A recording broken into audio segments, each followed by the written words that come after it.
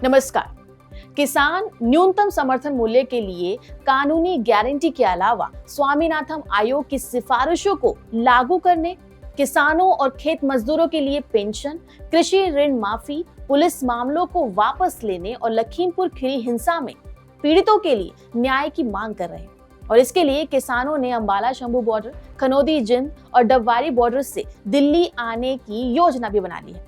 हालांकि इस मामले पर किसान और सरकार के बीच देर रात तक बैठक भी चली, जिसका कोई नतीजा निकलकर नहीं आ पाया, जिसके बाद आज भारी संख्या में किसान दिल्ली की तरफ कूच कर रहे हैं। किसानों की भारी भीड़ को देखते हुए दिल्ली से सटे बॉर्डरों को सील भी कर दिया गया है। घुसने से पहले ही किलेबंदी भी कर दी गई है। ट्रैफिक को लेकर भी एडवाइजरी जारी कर दी गई है। इसमें दिल्ली से अलग अलग रूट के लिए पुलिस ने एक दिन पहले ही सब बता दिया है। लेकिन ऐसे में करीब 4 साल पहले हुए किसान आंदोलन की बात की जाए तो एक नया पहलू हमें देखने को मिलता है। पिछले आंदोलन के बाद से किसानों के संगठन की संख्या बढ़ गई है। इसके पीछे कारण ये है कि किसान आंदोलन के खत्म होने के बाद कई किसान संगठनों में असहमति हुई। पॉलिटिकल एम्बिशन समेत कई कारणों की वजह से विभाजन के साथ नए संगठन बनने के लिए अब देखा जा रहा है कि किसानों के संगठनों में जो बढ़ोतरी हो रही है। संयुक्त किसान मोर्चा अब अलग अलग संस्थाओं में बंट चुका है। मैं आपको बताना चाहूंगी कि दिल्ली में, पंजाब में किसानों की एकता ने 2020-21 में दिल्ली के बाहरी इलाकों पर विरोध प्रदर्शन किया था।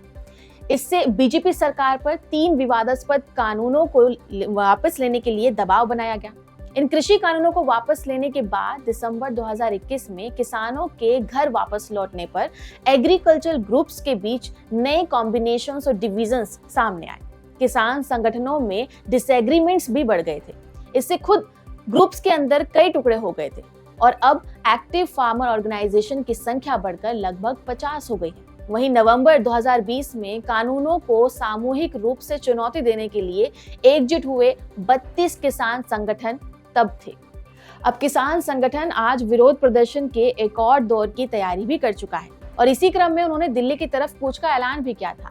ये साफ हो गया है कि विभाजन बढ़ने से किसानों के बीच कई तरह का भ्रम भी पैदा हो सकता है। यानी अगर हम देखें तो किसानों की मांगे उनकी लोकेशंस पर निर्भर करती है। जहां एक तरफ पंजाब हरियाणा के किसानों की मांगे अलग हैं, तो वहीं बिहार और यूपी के किसान अलग अलग मांग चाहते हैं।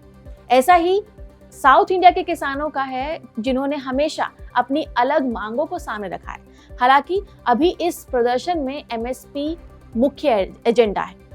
किसान आंदोलन, जिसमें शुरू में संयुक्त किसान मोर्चा के बैनर तले 32 संघ शामिल थे, वो अब अलग अलग संस्थाओं में बंट गया है, जैसे SKM Punjab, SKM non political और किसान मजदूर मोर्चा। इसके अलावा संयुक्त किसान मोर्चा के अंदर 22 यूनियनों ने 25 दिसंबर 2021 को पंजाब विधानसभा चुनाव लड़ने के इरादे से संयुक्त समाज मोर्चा का गठन किया था।